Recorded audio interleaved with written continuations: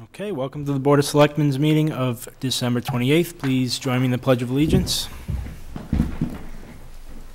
Pledge allegiance to the flag of the United States of America and to the republic for which it stands, one nation, under God, indivisible, with liberty and justice for all. All right. Okay, citizen statements and petitions. Is there anyone here for that? Sure. Do you want to come right up?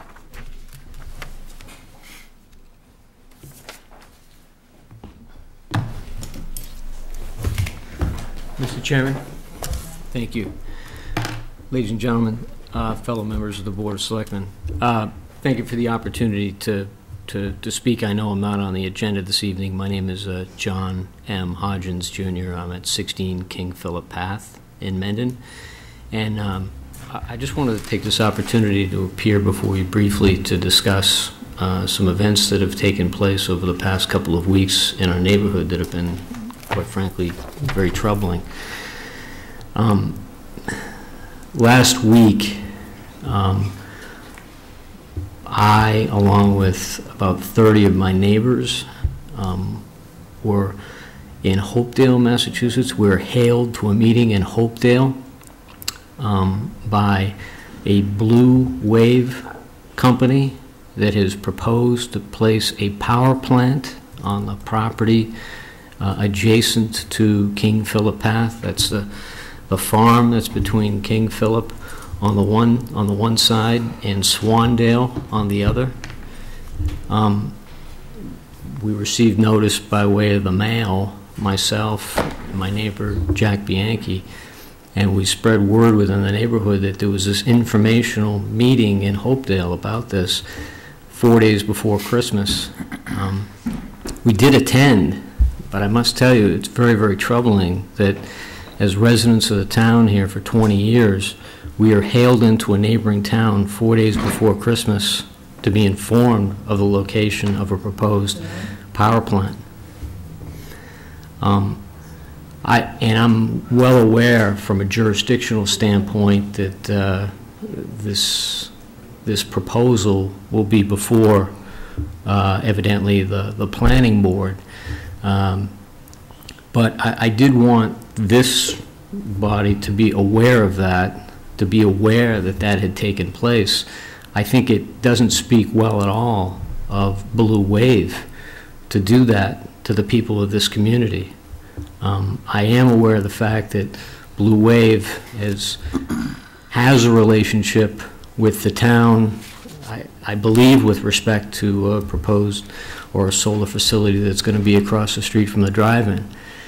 No. You're okay there. I think she's having trouble with the video. Oh, I'm sorry.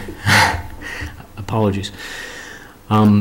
So again, I just wanted to bring this to the board's attention. They distributed a PowerPoint presentation that spoke of a massive solar farm to be erected on the farm, on the existing farm. Something on the order of the magnitude of about 20 acres of solar arrays. That would be distributed over 3 separate parcels, about a 7 acre, 7 acre, and 7 acre. 2 of which, at least on the drawing that was distributed to us, are supposed to be, in the woods basically.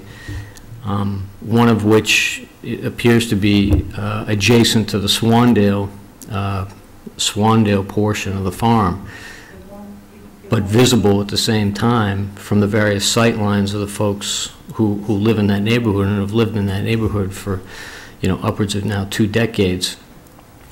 I do hope, to the extent that the Board of Selectmen, as a body, has an opportunity to speak to the representatives of Blue Wave that, on behalf of the citizens, that you can communicate to them that this is not the way to be doing business with the people of this town.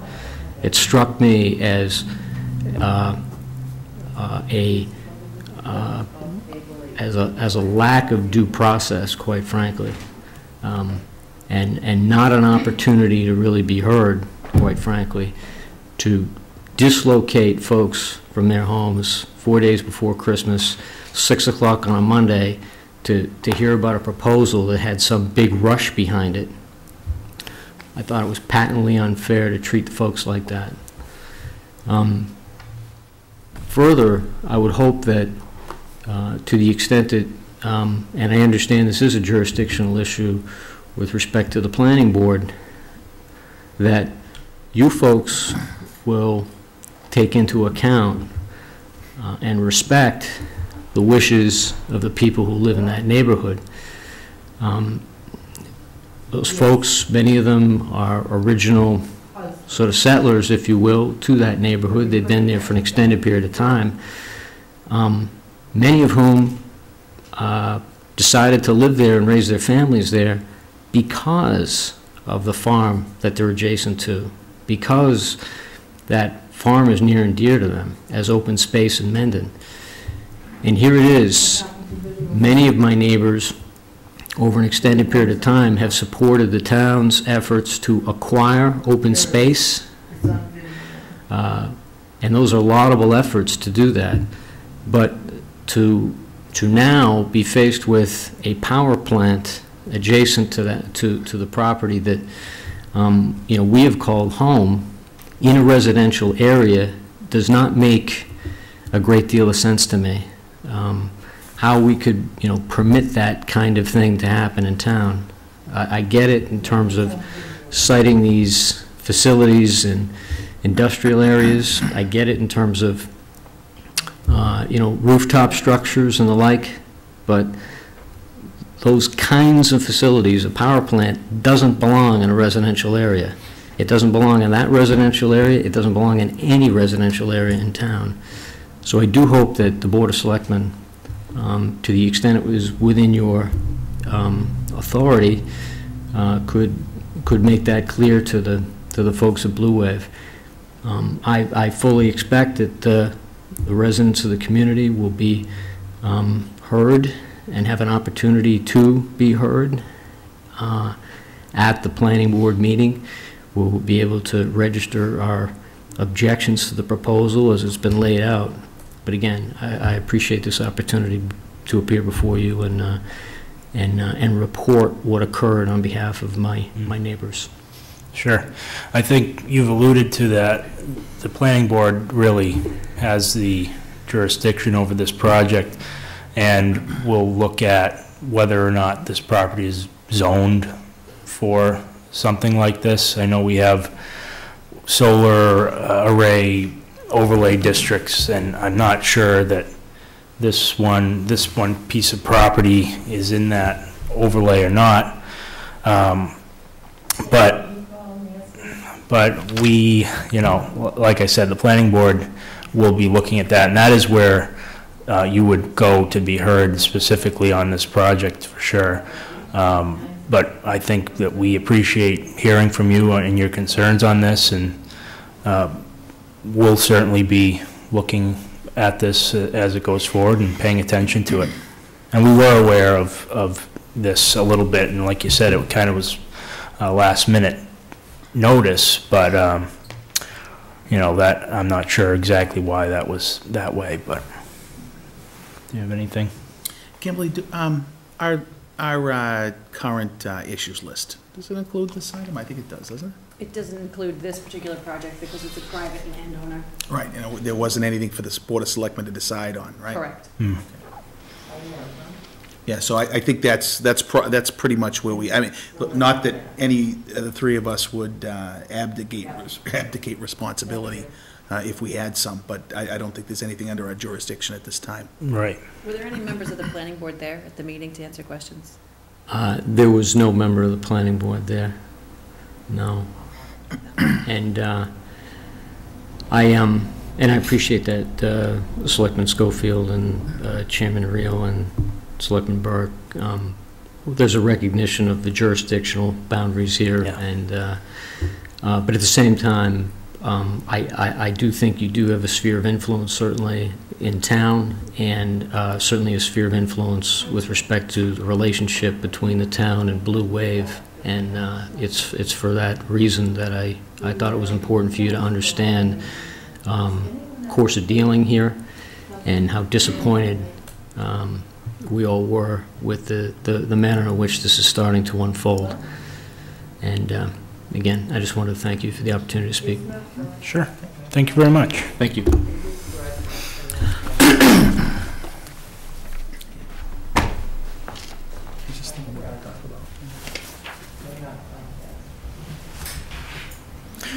Okay. Any further citizen statements? Okay.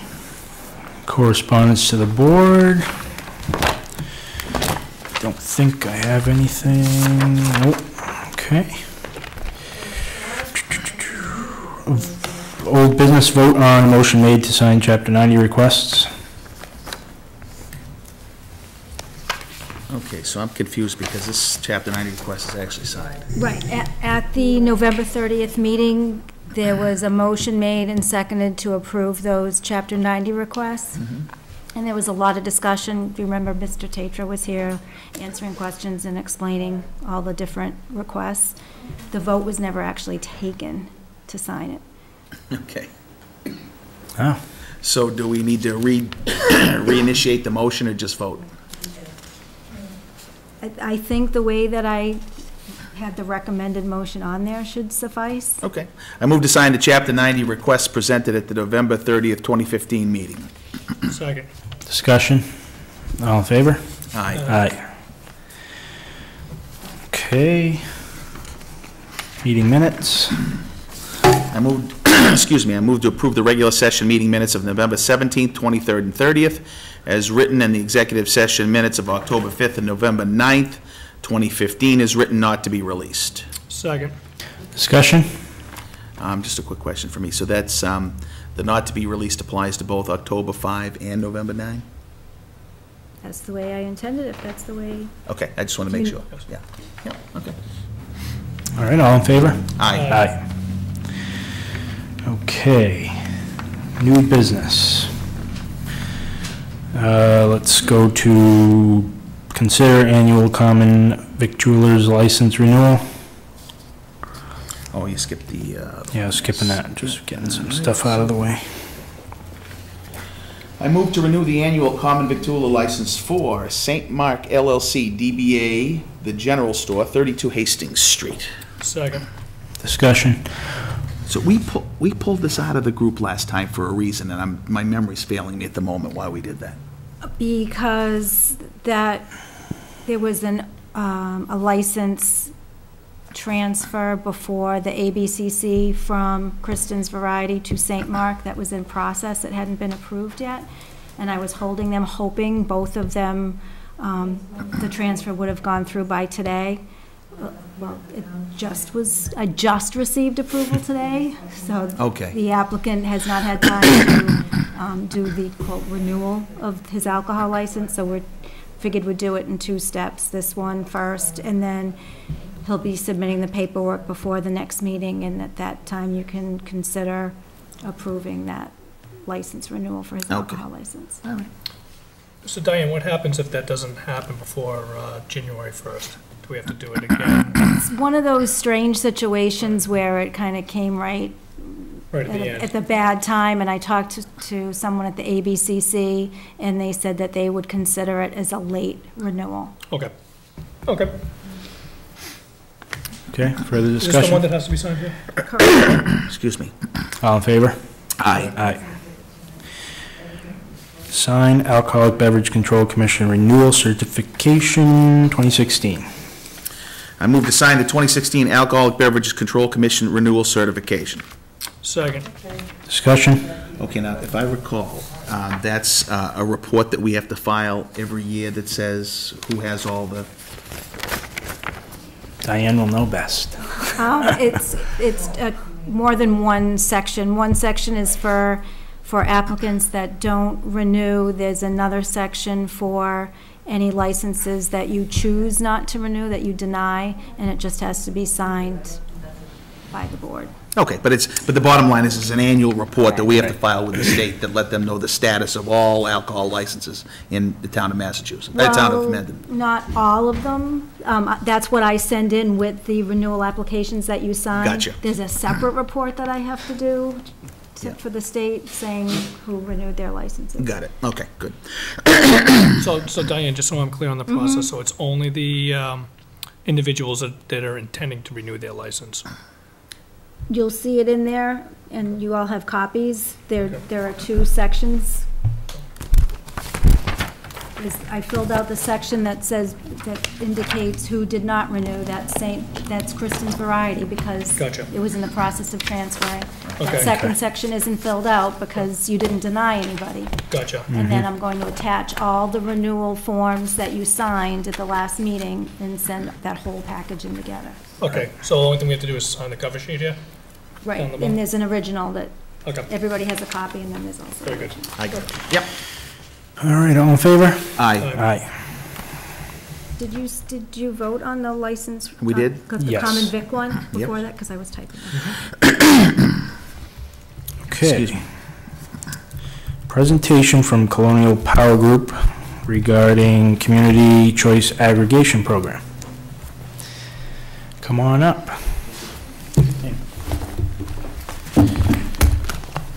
Leo Sullivan with Colonial, and Brian Murphy with Colonial.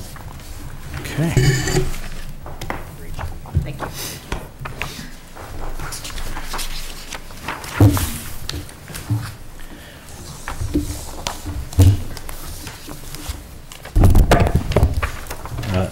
Again, Brian Murphy with Colonial Power Group. With me is Leo Sullivan. Do you have one extra copy? I did, I just Here we got go. it, sorry. I You got it. tucked in mine. Thank you. Thanks. I want to thank Ms. Newman for inviting us here tonight and for giving us the opportunity to speak with the board. I know she was the subject of a barrage of emails and phone calls, and I know that's sometimes a difficult place to be put in, but I want to thank you very much for responding and inviting us here today. Mostly concerned because of the holiday that we were going to forget that it was today. So Yeah. glad to see you here. Good. Some 2.5 years ago, the town voted at town meeting to authorize a process of electric aggregation on behalf of residents and businesses that are receiving basic service from the local utility. And at the time, or shortly thereafter, the town chose Hampshire Council of Governments to sort of lead the charge on behalf of the town. And Hampshire Council was doing that on behalf of about 35 communities across the state. So, sorry, can I get you to pause right there for a second? Yeah, sure. I thought that when we voted to approve that, it was specific to Hampshire Council of Governments. Because the way you just laid it out, it would sound like we voted in general to say, okay, we're going to do some kind of aggregation deal, and then, oh, by the way, it's going to be Hampshire. I didn't think it was that way. It is very generic. The meeting, the minutes of the town meeting, or the article was written to be open-ended, to not commit you to one particular provider of any service. Okay. And luckily so, because recently the Hampshire Council's petition on behalf of the community was denied by the state last fall, which you're aware of that. Since then, they've recommended to their client communities that they work with Colonial Power to keep the ball moving forward. And so we've reached out to all the towns that were served by Hampshire, and to conduct meetings like this to let you know who we are and why we think we can get your program up and running in a reasonable amount of time. I did not only did Ms. Newman get phone calls and emails, she got a pretty significant document dump on her by me too, in an effort to sort of kickstart the process and give the town everything it might need should it elect to keep the process moving. I'm going to presume you've read it all. Every word. Over the Christmas break. Yeah. Tonight's presentation is really a much higher level overview, and if you were present at the the 2013 meeting or had been following the process with Hampshire over the years, this might seem old hat. But if there's been any changes in the board, or if people that are perhaps watching at home might not know exactly what's been going on, I've put together just a very high level overview along with some next steps, and we'd love to answer any questions you might have at this time. Again, Hampshire's been recommending to its client communities that they work with Colonial Power Group because of our track record. Again, a little background about us there on the first slide. We are an energy consulting company, and we are hired by municipalities to design, implement, and manage community choice aggregation programs. It's all we do. We do just that one thing, and we do it only in Massachusetts. So we're really focused on the relationships not only locally, but also with state regulatory agencies and with market participants here in Massachusetts. We manage these programs for about 35 communities currently, and later on in the slides you'll see a list of them. And opt-out aggregation has proven to be successful most recently because of the dramatic spikes in electricity that customers have experienced, particularly during winter months over the last few years. And aggregation provides an opportunity for the town to set up a program that can help mitigate those spikes in electricity pricing. And it does so by encouraging fixed rate pricing rather than the 6-month variable prices that National Grid passes through to customers. And it preserves all customer rights. By creating a community program, there's a certain level of transparency that isn't always present when consumers make the choice affirmatively on their own to participate in the market. Sometimes consumers make choices that they later regret, but they're locked into some contract that they might have early termination fees with. There's also, frankly, a lot of predatory marketers out there that use high-pressure sales tactics to encourage consumers to switch, particularly consumers that are the least educated about these types of processes. And so having a community program as a default provider for the town has a level of transparency and preserves customer rights, particularly the ability to leave the program at any time. On the next slide, we've summarized what a community choice aggregation is. These are things that you're probably already aware of. It's the buying group authorized at town meeting. There's a significant local approval process that takes place largely here at the Board of Selectmen level, and then moves on to 2 separate state agencies, both the Department of Energy Resources and the DPU. Because customers are automatically enrolled in this and have to opt out, these programs require a lot of local and state vetting before they're approved. What are some of the benefits? We've got a couple of slides there, and again, you've probably heard this type of pitch from Hampshire Council when they came before them over the last couple of years. Utility rates become a thing of the past. Customers can still access them if they want. If they wind up being more attractive to the consumer can always use the utility rates. Consumers can always shop on their own as well. It gives the municipality a level of local control over the portfolio of energy consumed by customers in town. For example, you can elect, if you want, to include a higher renewable content than the state mandated minimums. Can I interrupt you right there? Please.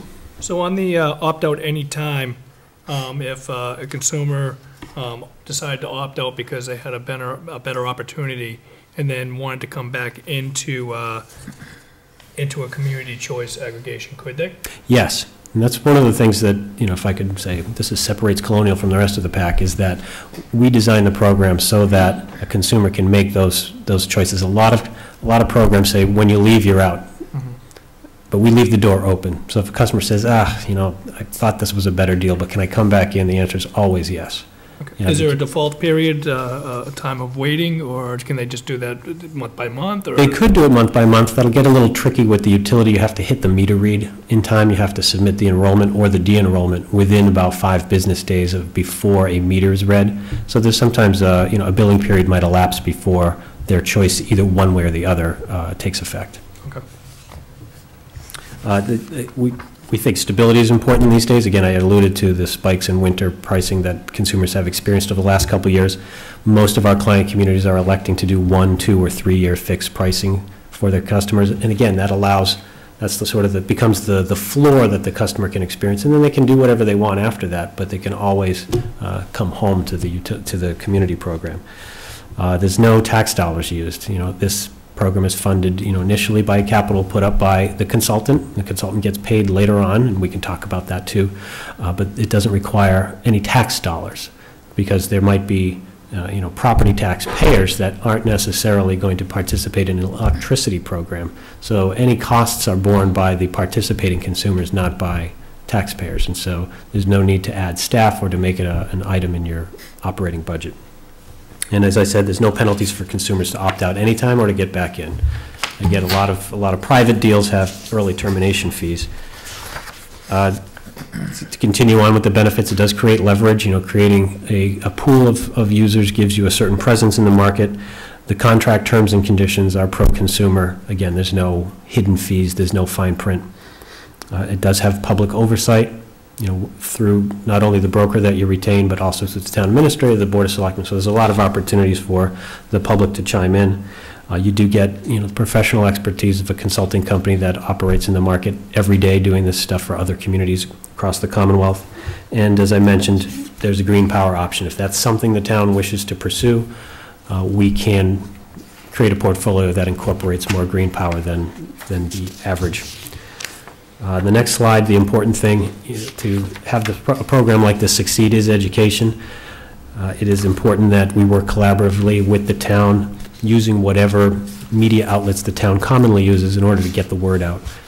For example, one of our clients, the community of Auburn, has a pretty active Facebook page, and they use social media to get the word out on things, and so it almost works better than the traditional, posting on the bulletin board downstairs, which nobody ever reads, or even sometimes they don't watch local cable, but there's other avenues to get that out, and we want to work with whatever the town uses to get the word out most effectively. On the next slide, you can see a list of communities we work with. On the left-hand side are the active approved aggregations. These are communities that have similar programs up and running already. We have several working their way through the Department of Public Utilities approval process, and then a few more. Many of these are what I'll call former Hampshire Council clients who are now at the local approval stage. Most recently, your neighbor Millville passed the aggregation plan. Was it? Yeah, on the 21st. Week ago today. Another small community, Egremont, in the western part of the state, is approving the plan tonight. Bernardston, another small community on the Vermont border, approved it Wednesday night, the 23rd. And again, if you can see from the list of communities here, the size ranges. There's no magic number about how big a community has to be in order to get one of these things going. It can be a big city like Lowell. It can be a tiny village like Egremont, or a nice small bedroom community like Mendon. There is not necessarily, despite what others might say, there's not necessarily a bulk buying power that comes with a larger aggregation. Not only is it kind of like herding cats to get 35 towns to do something in unison, it doesn't necessarily mean that volume of electricity is going to move the needle for price. It's really about market timing. Think about the stock market. 100 shares of IBM costs what it costs. Or one share of IBM costs what it costs. There's no volume discount. There might be some transactional, brokerage discount you can get, but the electricity is a commodity, and as a kilowatt costs a kilowatt whether you're buying 1 or 1,000,000. So it's about using the professional expertise of your consultant to know when the right time to go to market is, and when to pull the trigger on executing a power supply contract on behalf of the residents and businesses here. The next slide just talks about next steps. Again, I was confused by that. I'm sorry. I have to. I'm a little bit confused by it. I understand the commodities piece of it. Perhaps a bad analogy. The idea that the bigger aggregation you have, the better pricing you're going to get is a fallacy. Otherwise, nobody would ever beat National Grid's price. They get 1 million customers. So why are they at 13 cents? And why is Auburn paying 9? Auburn's not that big of a town. So it's not just about size, it's about knowing when to go to the market. And National Grid... That's about it, understand. Explain, go ahead. I was going to say, correct me if I'm wrong, it's that I'm not sure exactly how National Grid's purchasing their power, but the generation plants all across the country that are sitting there that are putting into this pool of electricity, which is now going into the share of electricity. Am I saying that correctly? Yes. The utilities... They aren't National Grid's plants, though. Yeah, National Grid goes out to the market also. Well, exactly, as I said, I'm not sure how National Grid purchases They have a their power. they're straitjacketed by state regulation. And this was designed back when deregulation first came around to make utility pricing somewhat unattractive and encourage customers to seek alternative supply, whether it's through a community program or on their own. So the state said, you, utility, whether you're NSTAR or National Grid or any other local distribution company here in Massachusetts, you can only go to the market 2 times a year. And in National Grid's case, they go, second Wednesday in September and second Wednesday in March. And they buy 50% of their needs for 12 months. So it's a little bit of a laddering that goes on. But they take the price that day, whatever it is. And a lot of times it stinks. So if you are and I'm going to use the maybe bad stock market analogy, if you could only trade or buy 2 times a year, and you had to do it on 2 particular days, your portfolio might not look as rosy next to the guy who has the ability to trade 200 days a year.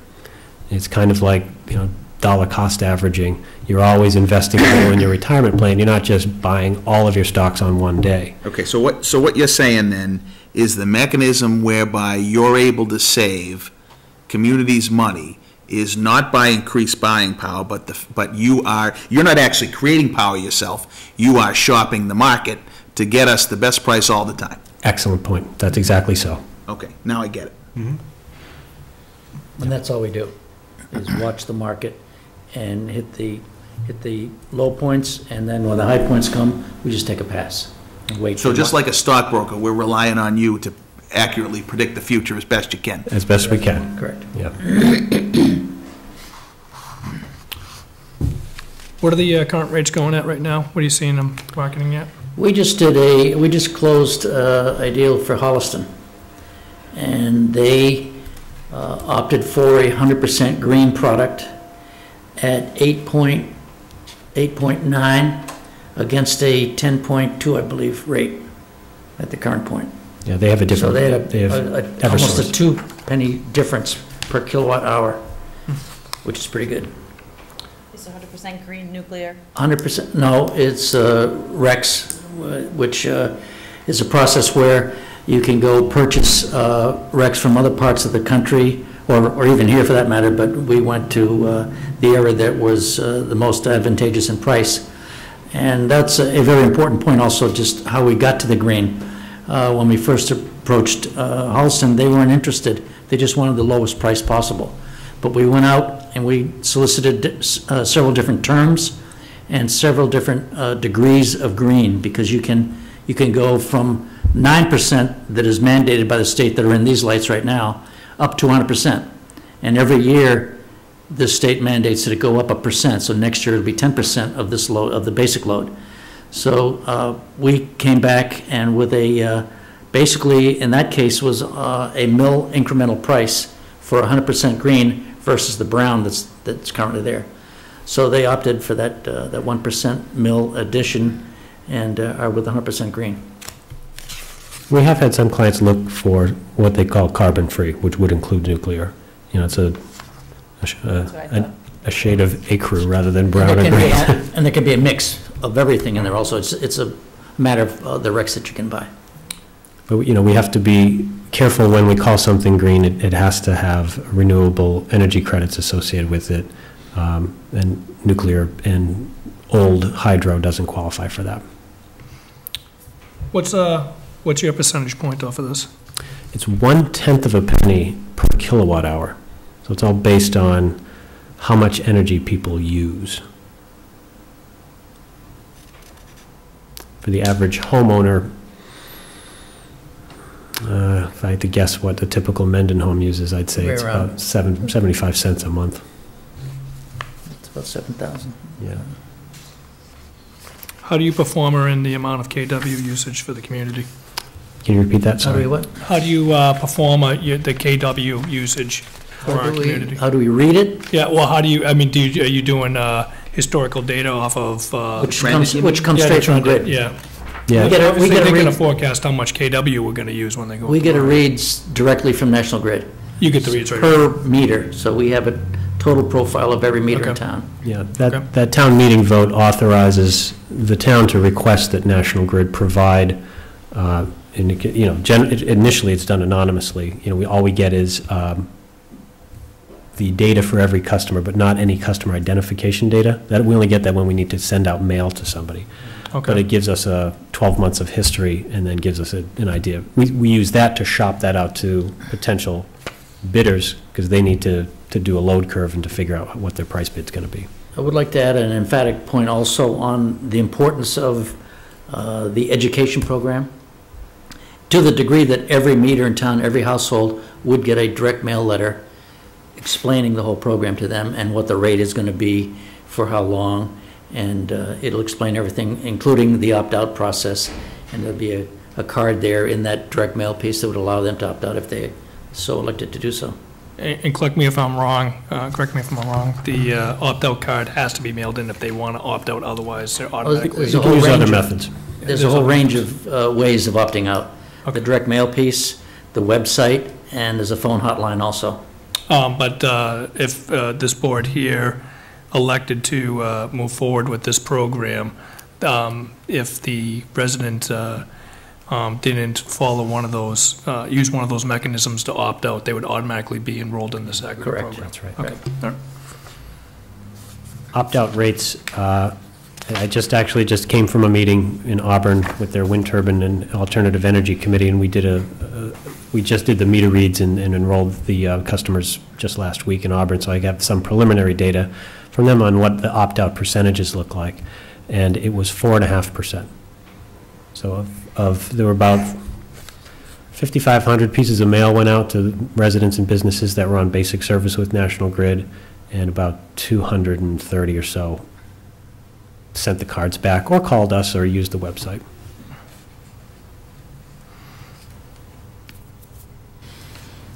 Were you all done with this? Because I did have a couple more questions. I was going to wait. till you were There's done. just a concrete next steps. We're on the next slide, I think. And again, I think Ms. Newman's in receipt of a pretty detailed email about the sort of punch list, if you will, to keep the thing going. But yeah, please, Okay, ask away. so I had another question on the default, although you made it kind of hit it there. So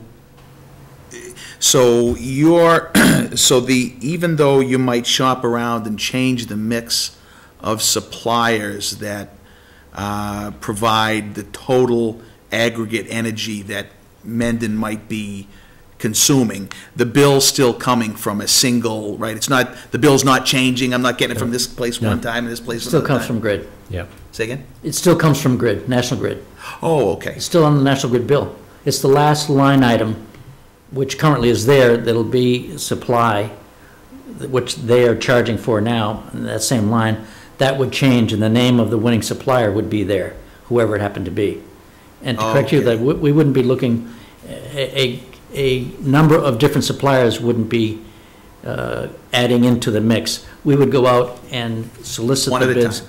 Oh, but only one supplier would supply for a given term, for a year or 18 months or 2 years, whatever the length of the term is, only one supplier would do it for that period. Gotcha, okay. All right, and then,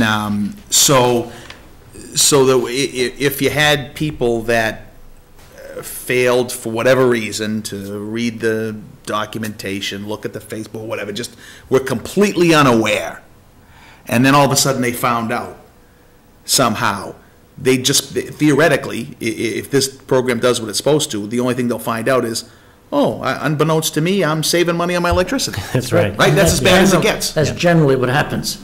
Yeah, so we joke sometimes, we get, customers will call and say, I didn't know anything about this. And they're a little torqued up, and that's okay. Yeah. And I say, well, you saved, I look at their rates and I say, well, you saved $10 last month. Do you want me to put you back with the utility? I mean, if I was overcharging them, I would want to give them a refund because I'd feel bad. I'm like, do you want to send me $10? But, so it does happen that consumers, even though it's a net benefit to them economically, if they feel the process wasn't followed or that the community somehow didn't reach them, it's a failing. And it does happen. I mean, you guys know as well as I do that no matter what you do, you never reach everybody, and you try as hard as you can. Sure. And that's why we try every avenue we have, whether it's social media, print media, showing up at meetings at senior centers and elementary schools to have coffee with people and answer questions. We do whatever it takes to get the word out. So my other question was, why is it that you folks feel you'll succeed when Hampshire was unable to succeed? Yeah, that's a great question. First of all, that big, long list of towns on the left says we know what we're doing. That means the state, when we walk into the state with your plan, they're like, oh, it's you guys. And it's kind of cookie cutter now. We do it our way. We do it the way they want to see it. And that was one of the things I think that kind of threw the regulators off a little bit when Hampshire presented its proposal. It was a little outside the box. It was a big grouping of towns that they initially proposed all together, and then the department said, no, you got to go back and do them individually. So then they went back to the drawing board and tried to do them individually. But by then, there were some procedural due process issues that didn't take place. For example, there has to be a plan, and this is something I alluded to in my email to Ms. Newman. The plan document is the guiding, it's the constitution of the program, and it has to be publicly posted either on a bulletin board or on a website for 15 business days to give the public, so the town can say the public had a chance to see this. Whether they availed themselves of it or not is not the town's concern at that point, but there has to be this very strict, hitting certain gates, and Hampshire didn't hit those gates. The target at the time was kind of moving, and I don't completely blame them for that, but there was, again, some procedural due process issues that they fell short on. And then there were some, what I'll call substantive issues that they fell short on. They had promised a green power product, but then backed away from it. But by that time, their marketing materials had already promised this thing. So when they kind of backed away from it, it was sending mixed messages. And the state likes to see things they want to see the same thing, vanilla, come before them every time. And we do that very well.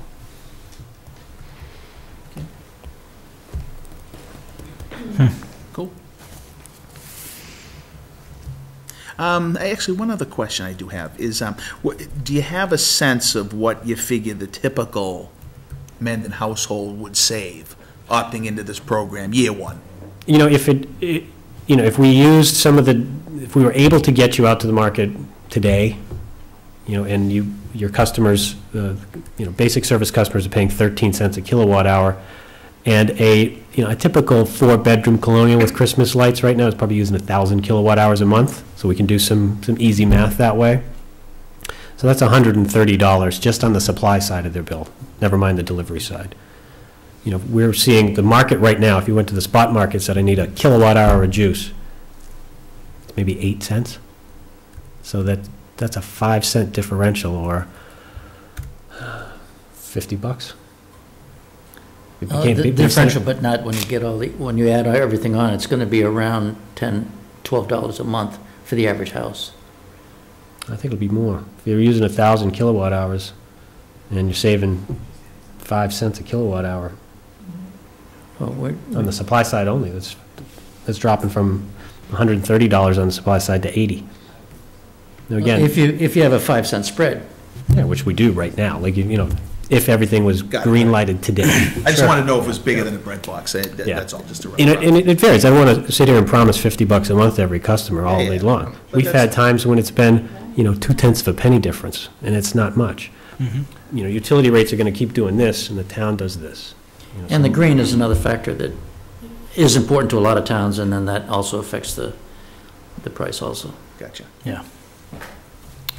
How are the commodities trending right now on utilities? Are they going down due to all the green initiatives? They're basing down right now because there's such a glut of natural gas. Number one, the weather has been extremely warm, so there's a huge glut of power, raw material supply in the ground, natural gas specifically. Mm-hmm. So, and there's also a real difficult situation with the infrastructure. That there are not sufficient amount of pipelines to deliver gas to this part of the country, especially here in the Boston area. And that is only getting worse. And right now, there is very little in the form of new construction to alleviate that pipeline critical issue. And we're having a lot of difficulties, the state, is having a lot of difficulties in getting these lines approved.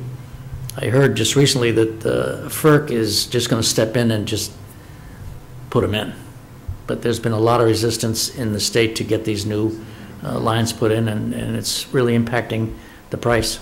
And some consumers would prefer us to make up the shortfall through renewables. And, you opened up your meeting with, an interesting conversation with a resident who sees a solar farm potentially going on in a property next door.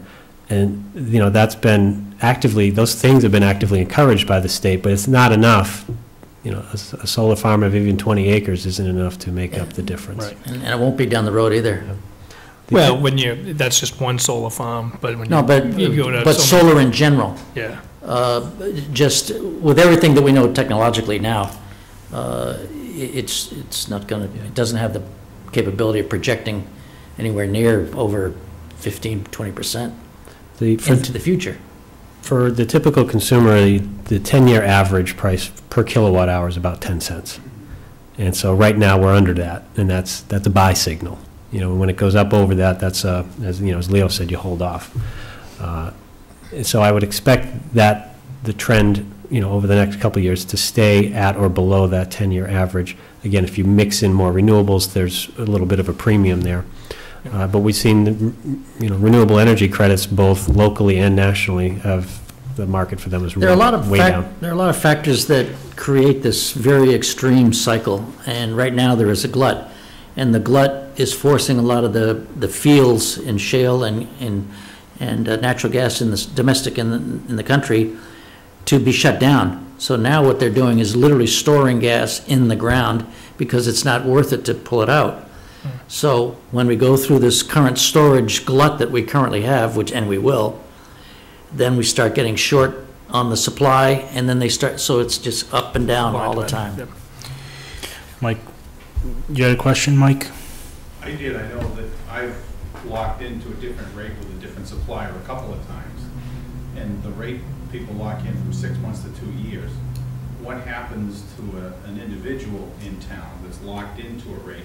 I know it's not a lot of money, but if the selectmen agree to sign on to this, does that mean that everybody who's locked in is excused? Or do they have to opt out and wait?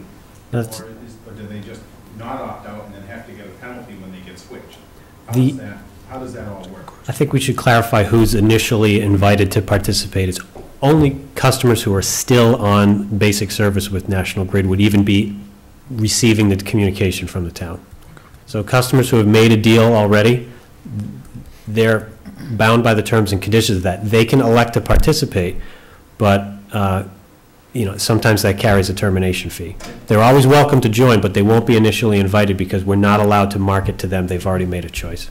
So only the customers who are still getting that default rate are the initial subset of customers that can participate. That's a key piece of information. All right. Do you have any idea right now what percentage of residents in the town have already made a deal outside of National Grid? Because I know with the spike a year ago, there was some pretty heavy marketing, and a lot of people like they switched. Do you know what the percentage is? Data from the DOER suggests that about 20% of residential customers have made a move to alternative suppliers. However, most of those customers are doing so through community programs like this one. But so, I mean in Mendon. I don't have specific numbers. I would guess maybe 10 to 15% of residential customers have made a decision like yours to get a deal somewhere else. But again, National Grid will give us only the customers that are on basic service. Right. We do usually ask for a picture of what the whole universe of Mendon looks like, so we can say, all right, there's 200 customers that have made a choice, and there's 2,800 customers who haven't. Now we know there's 3,000 potential customers. In case those 200 want to join, our suppliers need to be able to anticipate an influx of so initially uninvited guests, if you will. But if you don't know what those numbers are yet, because they won't give them to you, or? We need to be retained by the town to even have the authority to ask National Grid for that. And anyone who was on private supply that wanted to join the aggregation would have to opt out of the existing program, whether there's a penalty. And usually there isn't, but some do have opt-out clauses that do require a penalty. from a private supplier, and then they can opt in to our program. So that posting on the bulletin board for 15 days would give all those details, so those who have already opted someplace else could compare and see if it made sense to... That's a good question. The plan won't contain rates because the plan needs to be approved by the state, and then the plan needs to be put out into the market in order to get rates back from potential suppliers. So the plan is really, vague about numbers because we simply don't know what they are. It's about setting you up with the local authority to go to market if and when you're approved by the state. When rates, when the board says, okay, we like this deal, this is a good price, good supplier, let's do it, that's when the real push educationally happens. Customers then get the letter. Then things would go up, in the avenues that you want us to do, is to put up the apples-to-apples comparison between the utility rate and the town's rate, and then a consumer who's on a third-party supply can see optically which one looks best for them. In your experience, is there still a large savings for those who've gone out and done the shopping themselves versus taking this group rate within the town, if the town makes the deal? Currently? I haven't done any studies of customers who have made affirmative choices on their own. The deals it's rather opaque. Suppliers don't necessarily say what, if you walked into a deal a couple years ago, I don't know what price that was, and then they don't say. And the deals are always changing, and it's almost intentionally masked whether or not you're saving against the utility. You would have to do a history of the utility rates every 6 months for the last few years, and then compare what your rate was and do your, analyze your consumption to determine whether you were saving money or not. And how long would your rate, your organization, be locked in for? Is it locked in for 6 months or 2 years, or can it change from month to month? We never recommend a variable rate month to month. That's, customers can do that already if they want through National Grid. They can go to a month-to-month rate. But in our experience, our client communities request that we bring them some form of stability. We will solicit 6, 12, 18, 24, basically 6-month increments, and we get price points for all those terms, and the town selects whichever one they feel most comfortable with. As I said before, most towns are gravitating towards 1, 2, or 3-year fixed price deals. So it's a group. So the select would make the selection for the town, and everybody would either get onto that group, stay with National Grid, or they can continue to do their own shopping and pick their own rate. Exactly. Outside of it. That's right. And you're saying that there is a significant savings doing it through you versus just shopping on your own? I don't know what you can get on your own. Our history with our clients suggests that there's savings to be had. There's been, our longest standing client is the city of Marlborough, and we've been working on their behalf for 8 years. And so that's 16 6-month periods. And in 2 of them, we were upside down against the utility. Can you tell me how long it's been that individuals have been able to opt out for a different service than National Grid? Has it been that long? Yeah, it's been since the late 90s, but a market for residential customers has yet to fully materialize. And it has come about over the last couple of winters because there's been this opportunity to sneak under National Grid's high rates. But what initially happened was a robust market developed for commercial and industrial customers, and municipal customers, because they pay their bills. And so there was, why try to serve, I have to knock on 5 different doors to get you all to be my customer when I can go to one giant plant, or I go to a hospital or a university and sign up a giant client and make my commission that way. So a market for residents didn't develop other than a handful of customers or marketers like Dominion was a very big player for a while, and they would do this, they would carpet bomb the mail system with solicitations, and that's how they acquired customers. It was really just a direct mail thing. And lately, you've seen multi-level marketing come in. So there's energy companies in which, I sign up with the company and they encourage me to get my neighbors because I get a little piece of the action from my neighbor's bill. So that's been one method by which energy's been marketed to consumers these days. Aggregation has proven to be the single best force or biggest force to move large blocks of customers to competition. The state encourages this. I mean, they want to see these programs succeed. The utilities are actually in favor of it because since deregulation, they haven't had a stake in the game of the energy market. As I said, they only go out to market 2 times a year. They pass it on. They take all the heat when rates are high, and they get none of the credit when rates are low. So they're happy to shed that and focus on what they do best, which is, or what they believe they do best, which is maintaining the infrastructure and, doing the meter reads and billing the customers. Sure. So just summarizing this whole thing, it sounds to me like there's really, the only real downfall, the only real disadvantage might be just the resident that somehow misses the information and gets switched over, and perhaps they didn't want to. Right. Other than that, what you're basically saying is, okay, we come in, we make a deal with the town, and we are a paid advisor. So you know what? Buy energy on your own if you like. You can opt out, and if you think you can do it better than we can, or don't worry about it. Let us worry about that and get you the cheapest rate, or you can stick with National Grid's high rate. Mm-hmm. Yeah. And that's really what it comes down to, right? Right, I just had one question on the cheapest rate piece of it. When you set a price point, when you give the proposal to the town, you said you can give it in a 6-month, 1 year, 18-month, 2-year kind of proposals. And you're gonna forecast a price point that you're gonna present to the town. Let's just say, as you said, it was a 9-cent price point or something like that. I'm just making up numbers right now. How are we to guarantee that we're gonna get the lowest? But not a forecast. This would be a quoted price. That's a quoted price. 9 cents. It'd be How quoted. long is that quoted price good for? It depends on the term. We just did 18-month with Holliston. Okay, And- but you haven't and- locked those shares in. You haven't locked those they shares did. in. So if the market's changing, Well, that's why we held off. It's good to go now even further because the market is so depressed. yeah. But we are waiting and let some time to go by so that we can get a better look beyond the 18 months. And we have all the intention of locking in that block, in the next So 6 months. You're hedging Yeah. basically that those rates aren't going to go up from Right. that. from And that we proposal. also, if something dramatic happened in the marketplace, we don't want to get caught upside down. Mhm. So we don't want to go out too far.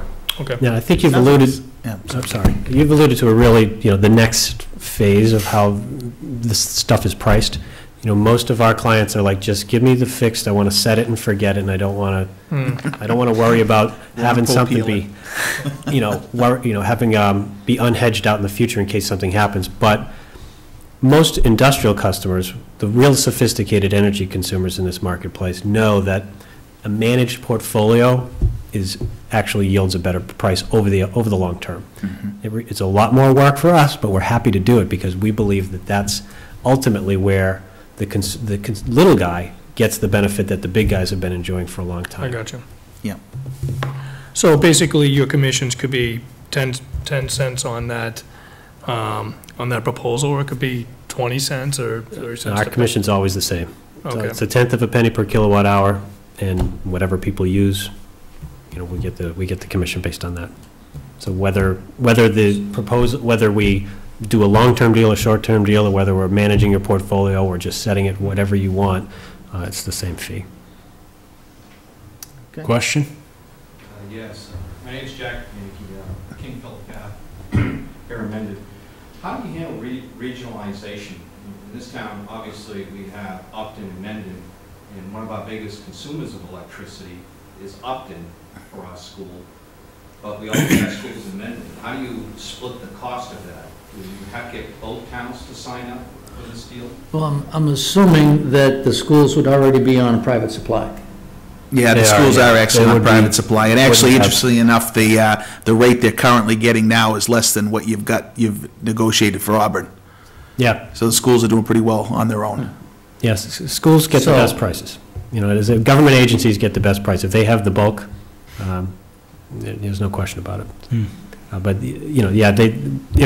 whoever pays the bill would get, wherever the meter is, if the meter was in the town of Mendon, but the bill was being paid hypothetically by a regional school district, then only the meter in Mendon would qualify for the program, and the bill payer would still be the regional school district.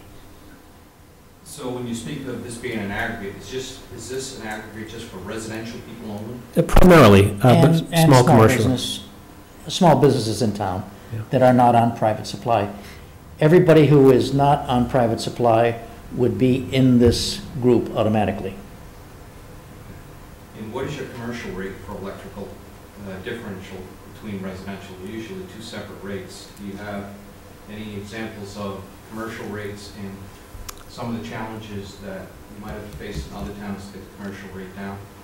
A lot of towns that we work with have requested the supplier offer one single rate for all classes, which is unusual from a utility perspective, but is, for lack of a better words, it's the simple thing to do from a local perspective. Commercial rates, small commercial rates aren't that dramatically different from residential rates. I mean, maybe a tenth of a penny or two. It's the industrial rates. If the supplier wanted to offer a different rate to the industrial class, they can do that.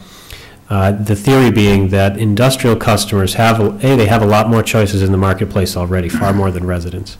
And so they're most likely to either punch in or punch out of the program, and that carries a lot of risk on the supplier. So if there's a lot of heavy industry in a given community, we encourage them to have a separate industrial rate or to treat those industrial consumers a little bit differently, because we don't want residents subsidizing them somehow. They have choices already. And in fact, most G3 or large industrial customers, they've already made a choice in the marketplace. The local government program isn't always that attractive to them. One more. Thank you. What type of educational program do you provide, or if any, to the industrial commercial users during peak demand? Case in point, it's hazy, hot, and humid for a week. Do you provide anything for those people to say, try to turn it off so you get a better rate?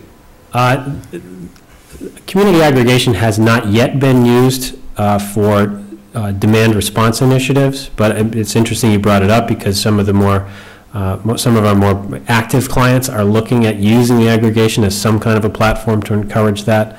Specifically, the city of Lowell is looking at using the aggregation as almost like a bully pulpit, if you will, to enroll customers, particularly industrial ones, that might benefit from demand reduction on hot days.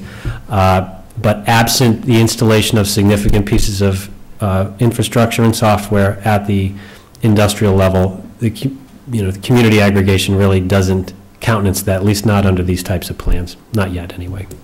For individuals that have solar panels on their house, et cetera, that are receiving a reimbursement for the power that they're generating, how does that work with an aggregation The program? same rate would apply. The amount of power that comes off the grid, not that on the net metering, what comes off the grid would qualify for this rate savings. So it's just that they would be using less amount of electricity off of the grid, and that rate would apply to what they're using. Okay. What's great, If they're running the meter backward, they get paid the national grid rate, and they buy. that's what I was looking at. That's what I was At the trying to local get to. So that's actually a better deal. It's a huge win-win for people with rooftop solar. Okay. Kim, did you have questions? I do, actually. We have been solicited by a number of companies, obviously. Yes. But just briefly looking through your materials, I'm guessing that the advantage of going with Colonial is two things. One is that customers have the option to opt out at any time. And then two, the board has the right to dissolve the contract at any time, correct? That's are the correct. two. Yes. We take a lot of risk there. It doesn't matter what the length of the contract is. It says 90-day notice, and I'm assuming that's because you have to guarantee a certain amount for the rates that you're locked into. Yeah, when a program is up and running, there are really two contracts. One that binds Colonial to the town to provide brokerage and agency services, and another which binds the consumers to the energy provider at a certain kilowatt-hour rate. Both have termination clauses. The consulting contract that we offer to the town is very town-friendly. I mean, you can kick us to the curb anytime you want. And that's a key difference from other players that perform similar services to us. And as far as the termination clauses within the power supply agreement, those it's generally, once you've locked in, you sort of got to ride it out. You don't have to renew with that power provider, and you can seek another power provider, or the board can dissolve the program once that contract is up and make this thing disappear, and then everyone goes back to National Grid.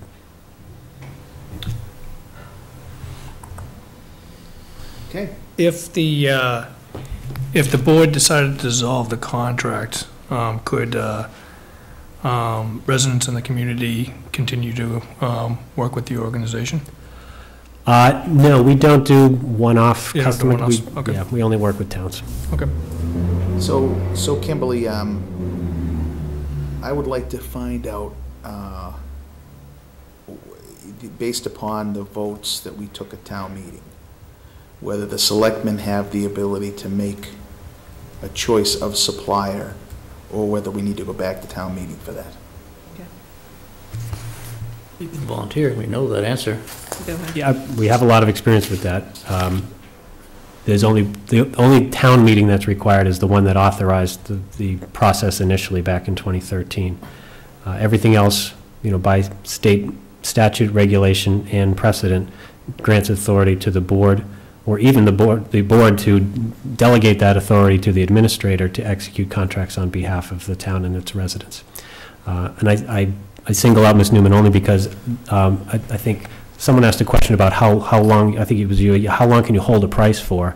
When we go out to bid on your behalf, since the energy markets are volatile, it's usually something that has to be done that day. And it's sometimes difficult to, corral everybody on the board to get wet signatures, before 2 o'clock in the afternoon or something like that. Yeah, but I'm asking a slightly different question. I get that piece of it, right? I cannot shake the feeling that, and I understand what you're saying, your interpretation of the original vote was, but it just seemed to me that the original vote combined agreement to get in the program with an agreement to use Hampshire Council of Governments. And that's what's bothering me at the moment. Rich, that's my memory too. I was there with you. I read the minutes this morning. Part of it could be that we had already chosen Hampshire Council, and they were there talking about that, and that vote was, in collaboration. They were there, we introduced them, and so that might be where that confusion is. But I'm from Missouri, so we'll definitely just look check at out it. Yeah. and let's just be sure, Right. okay? I think we should double check the language, take some time to review it. Yeah. Right, we're not making a decision tonight anyway. Put it So. on an agenda in January. Yep, okay, cool. One more question. One final question, thank you. When one looks at their electric bill, especially mine, I was able to sell my electricity at 16 kW from National Grid last year, or about last year, because of the high rate went up to 16 cents a kW. And I ended up buying it from out of New York and for 10 cents a kilowatt. But there's one question I want to ask is, does your company help with the transmission charges and other upsells that are on the bill, or is it just pure kW and that's it? Yeah, it's just supply. Pure kilowatts. Yeah, Okay. everything else is regulated by the state, and National Grid has petitioned the state for an increase in those delivery charges, so anything we can do to mitigate that on the supply side, we'd like to do too. You're welcome. One last question. One more. Sorry. You guys are getting out of here early tonight, don't I you? would like to be able to contact someone, one of us contact someone on the approved active list to just ask about their experience. Okay. Kind of a reference call. Right? Please. That should be fair enough, right? Yes. I won't even give you if you ask me, I'll give you the names of people that I know are going to, sing my praises, so I'd leave it to you to pick a town out of the hat, that's you know? okay. Whether you figure they're going to sing your praises or not, believe me, I've done enough reference calls, I know how to ask the questions to get the answer I'm looking for. Fair enough. So, no matter how positive they are. So, I'd like to at least just be able to call one or two, or yourself, one of the, yeah. Yeah. So, happy to Sounds take, good. Please happy to take the forward a couple of contact. names with numbers, and we will You got look it. into it next week. Sure thing. Okay, great, thank you, I'm done. All right, very good. All right, Thank you. you all Thank you very very much. much. This was you, awesome. guys. Great questions, everybody. All right, thank you. See you next year. Thank you. Yeah, happy new year. Yeah. Most likely the second meeting in January, just as a heads up, which is one of the 20s, I think you have to make this 24th, not the 11th, we're done otherwise. the one after that. I think so, except for Was there something else? just the town administrator's report. Do you Oh, have right, anything? yeah, sorry. I didn't forget this time. That's okay. I mostly just wanted to remind boards and commissions, department heads, that we want articles in for the STM by February 11th, and we want all materials that go with them to be in at least a week before then. And we are also starting the departmental budget meetings with the FinCom this Wednesday, and are expecting full documentation to come with those presentations as well. So if there are people who are watching at home, we are waiting for materials. And just so you know, I'm still working on the evaluations for the staff, cranking through them. You have just a few more days, right? Yes. So that's a really good point, and I, with Chairman Morali here, I think it's important, because I know in the past, when I was chairman, I was sometimes quite frustrated by not having department heads show up to give the appropriate, I mean, yourself as well, right, Chris? So really, let's really push that agenda and make sure they... They've all been individually invited, they have all been told what their dates are, they've all been made aware that the materials need to be in a week before their meeting, so we are trying to get a little bit more efficient with our process, so hopefully. So what's happening is, and I'm not new to this process, but I think I've had just a lot of thought about how this works, which is you've met with all of these department heads that are going to the FinCom. They're going to go to the FinCom and explain all of their potential needs in the budget. But if the board doesn't agree that that is something that should be in the next budget, then why are they wasting their time to go to FinCom to talk about it?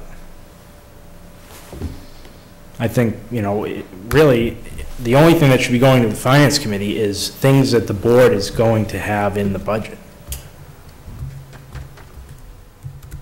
I mean, that's fair enough, but I think the end result is, I agree with that, but at the end of the day, if it's on the warrant and the FinCom get the warrant, Can I just... they should, let me just finish my point, yeah. So if they get the warrant, right, then they should show up and defend what they've asked for, that's all I'm saying. Oh, I understand, yeah. Yeah, but to Chairman Rail's point is that this might help save some time. Right. We've had the opportunity to vet through it first.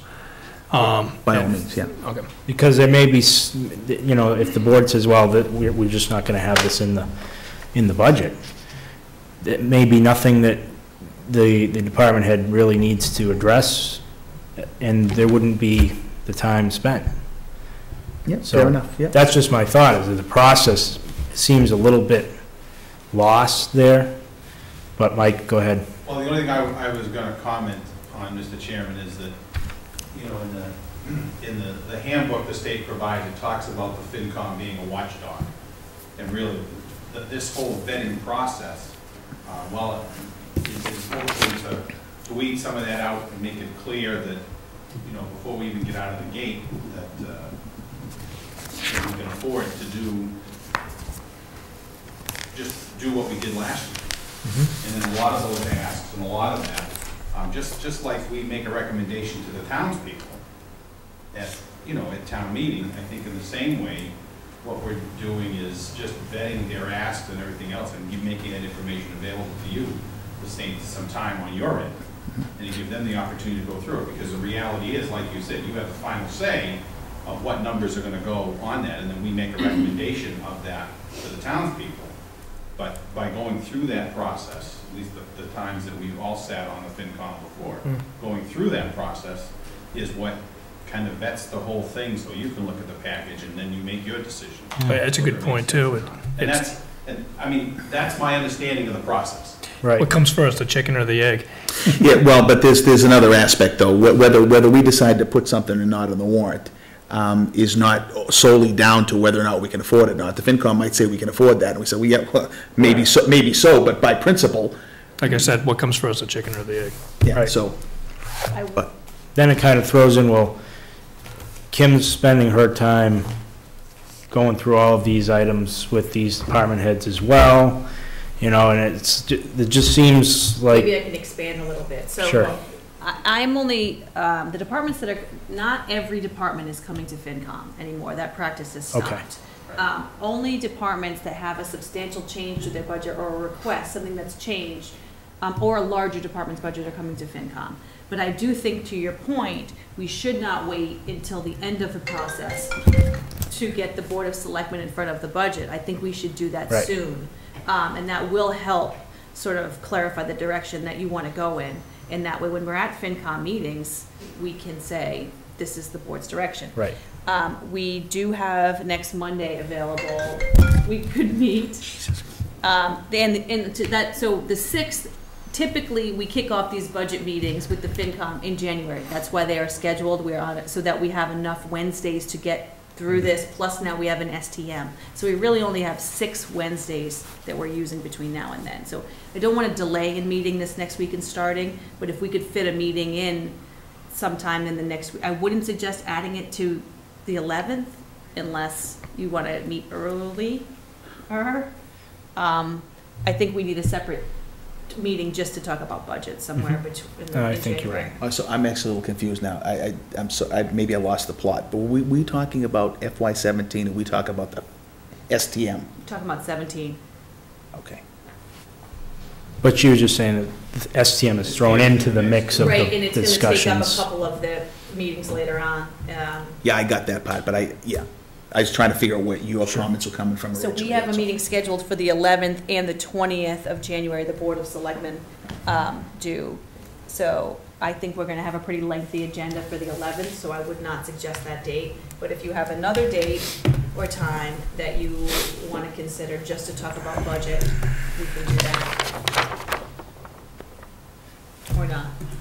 If you do pick a date like the 20th, and maybe we can have some kind of interim report to you of what we've vetted so far. By then, next week we have highway scheduled to come in, and potentially the council on aging, and then I would use whatever free time that's in that meeting to sort of zip through the budgets that are smaller, that haven't changed or have minor changes to them. That's sort of the initial one. So. I was going to say, we can meet the 4th, but that's next week already. We could meet the 4th. We have time to not post, Diane. Do we want? Anything you can do to cut down on the amount of time my board needs to meet, it's fine with me. Do we want to have I mean, if we just have it focused on that, it shouldn't be a long meeting. Focus on the budget, just hear what's going on with everything. I think we have time. We do have a though. few things to talk about. I think we have time, though. On the 11th? Oh, you mean No, no, no. rush it? Don't add rush to a it. future agenda? Yeah, Okay. yeah, I don't think. I'm not going to be around the 11th. I'm thinking the 20th. I don't think I'm back on the 20th. We also have the 25th scheduled. When do we want to have the budgets wrapped up by? I think it's March 17th. Yeah, we have plenty of time. Are you sure we The do? joint meeting with it's the 14th, actually. The joint meeting with the Board of Selectmen and the FinCom, potentially March 14th. March right. 14th. And then the following week we'll have STM. So. I'd say we push it out to February, Mr. Chairman. Or the 25th, either one, because We have the We have one 20th and scheduled the then 25th anyway. scheduled for meetings this month. So let's try, you know what, we'll try to siphon most of the topics to one of those and free up the other one maybe. I won't be back on the 20th. there's The 25th it is. there's 5 Mondays in February. In February? In January? 5 Mondays, February. There's a 29th, the 29th is a Monday. So the 25th sounds good for now. Okay. We are, Rich, you are here on the 11th, Yeah, we can, correct? if we. I'm not here on the 11th. I leave the 11th and I come back on the 21st. Yeah, I think that. If we have a meeting, if we need a meeting on the 25th, what we could do is just go through run through what it looks like, and then have deeper discussions in Well, February. I'm just thinking, we are trying to schedule fire negotiations for one of the Mondays in January, and I know Rich would want to be present for that. So we could probably just do budget and fire on the 25th. And We if, could, Yeah, that'd be good. Why, could we push out budget out to the 25th, I mean, out into February? And the reason why I ask is that if we really have to look at our priorities, we have an STM that we have to plan for, and we have fire negotiations that we have to work on with other business. So if we push out the budget out into February, even if it's by the 8th or something like that, as long as we understand what the sticking points are that are going to be coming to us, then, we can we can easily vet through those. I mean, I don't think there's gonna be a bunch of huge asks this year, but, I mean, there potentially could be, but, I mean, if it's just rolling budgets, I think that I think that's fine. I would just advise that you want to have it before the 11th, because after the 11th, that's the deadline for the articles, and after that, we'll be in crunch mode for a couple of weeks with getting the STM. So if we do the budget Okay. before the 11th, then we can shift focus back to STM. okay. And remember, And then come the back. first is our group meeting. Hmm. Right? Yes. So that really cuts out that one. What day is that? March 1st. The 1st. February 1st. I'm sorry, 1st. February 1st. That So was my I'm still gonna, do you not want the 25th? I think I can make that happen. That's fine, I don't want these Even meetings to if- last until 11 o'clock. that's It all. won't. Even if, like I said, even if it's just go through it, we don't even have to have discussion on it I just want to get it in my head, Okay, and we don't have to debate it at that meeting, as long as we can see it, and then we can prepare to go through it for another future meeting. And I can also summarize some of the key changes in Right. the email and send the Oh, that's document. awesome. Right. I Mhm. mean, there are a number of requests, but at this point, we're not really considering those, so Okay, it's mostly just, all right, getting through another year. good. very good. Anything else? No? Okay. I move to enter into executive session under Mass General Law, Chapter 30A, Section 21, to conduct a strategy session and contract negotiations with Town Administrator Kimberly Newman. We will reconvene into regular session. A roll call vote is needed. Second. Discussion? All in favor? Schofield, aye? Burke, aye. Real aye. Thank you, everyone. Thank you. Have a good night.